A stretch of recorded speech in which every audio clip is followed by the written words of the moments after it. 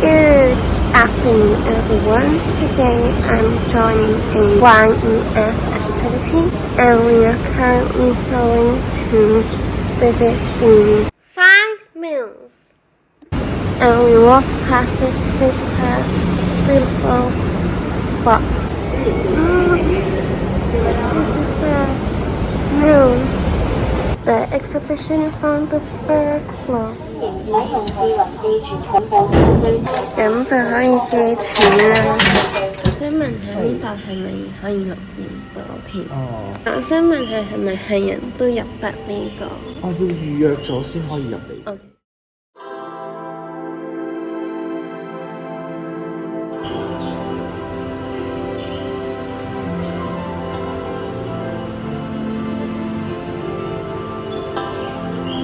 投資者及理財教育委員會簡稱投委會係證監會轄下專責推動投資者及理財教育嘅公營機構。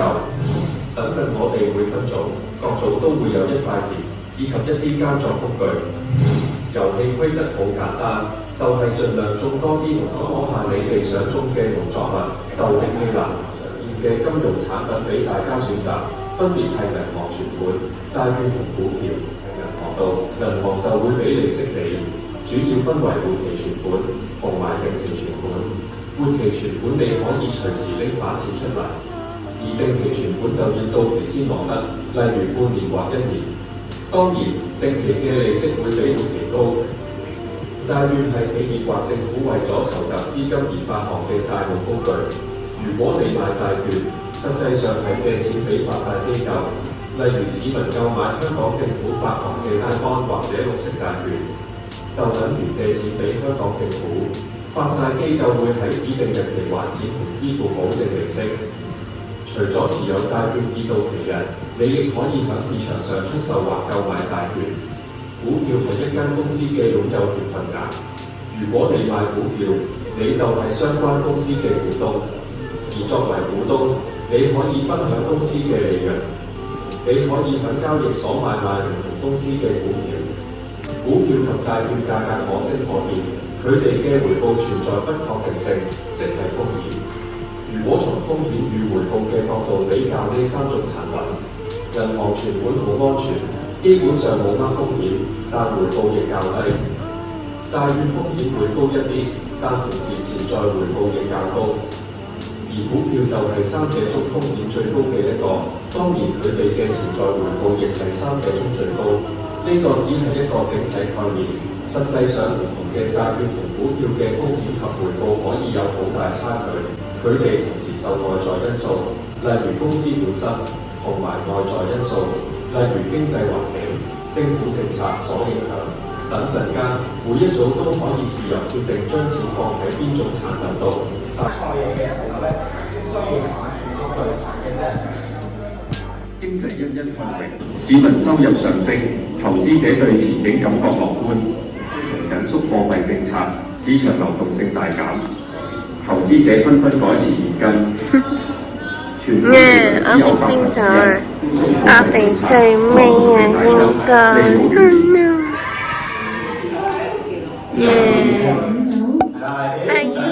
大家都知道知識可以改變命運，但有冇諗過儲蓄同投資亦可以幫我哋改變將來？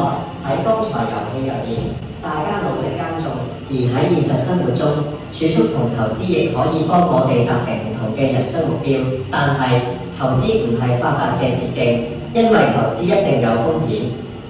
所以想做個醒目投資者，就要掌握投資3部曲：1、提高警覺，保護自己嘅財產。首先，大家要明白投資一定有風險。一般嚟講，投資產品嘅預期回報越高，風險亦都會越高。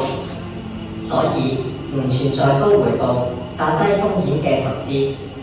如果有人話俾你聽有，咁就要打醒12分精神，諗清楚係咪騙局啦。2、了解產品嘅風險同特性。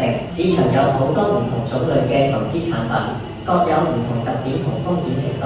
投資前一定要先了解清楚，之後再選擇適合自己嘅投資產品，唔可以是但求其㗎。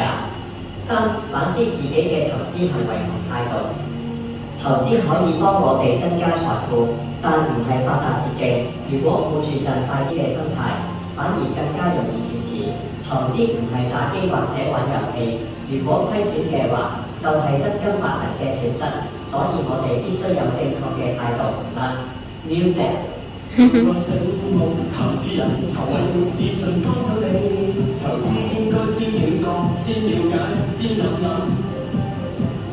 網上資訊要分清，保住財產至精明，投資態度要正確，諗清楚錯唔好搏。上投位會網站資料全面，投資前睇先，就係醒目投資人。資訊由投位會提供。意識嘅圈圈啦，跟住我哋支拍咧，左右呢個就係夢想圖嘅 A.X. 再實現夢想。咁之後呢個夢想咧就會對面嗰埲牆。啱啱設計咗呢個升職加薪，出現咗喺呢日整多咗，即刻出現咗啊 ！So cool！ 我而家去街市買緊餸，伎倆入圍出眼。Fear of missing out, bear. Let's play this. So the game has ended, so I'm gonna end the vlog here. If you guys enjoyed today's vlog, don't forget to like, subscribe, and share with your friends. And I'll see you all with another traveling vlog.